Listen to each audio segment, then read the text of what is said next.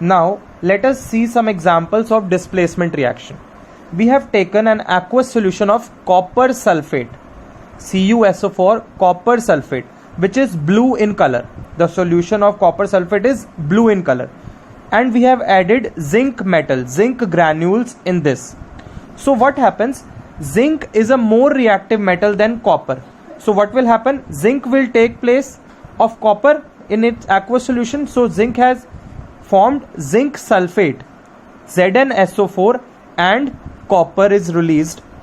You can see earlier, before the reaction, the color of copper sulfate was blue, but as soon as zinc sulfate is formed, the color of zinc sulfate becomes colorless.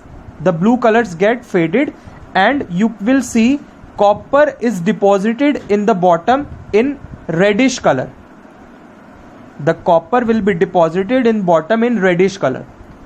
So zinc has displaced copper from its solution and formed zinc sulfate, which is colorless, and copper is formed in the beaker in red color.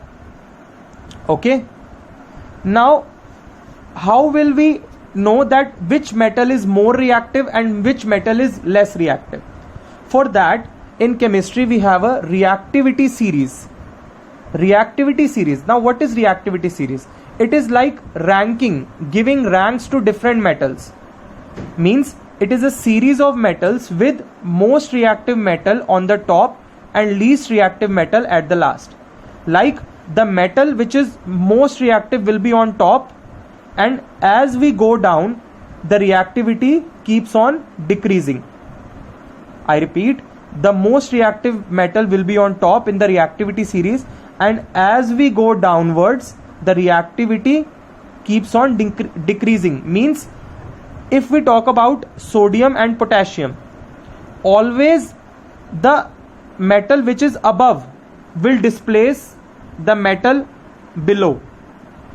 Like sodium can displace all the metals which are below it. If we talk about, like we have seen in this example, copper sulfate and zinc. So zinc, you can see zinc is on top and copper is below zinc. Here is zinc and here is copper. So copper is below zinc. So zinc is more reactive because it is placed on top in reactivity series than copper.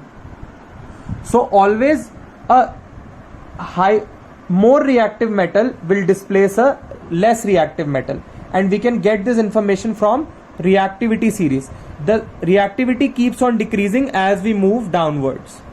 Okay.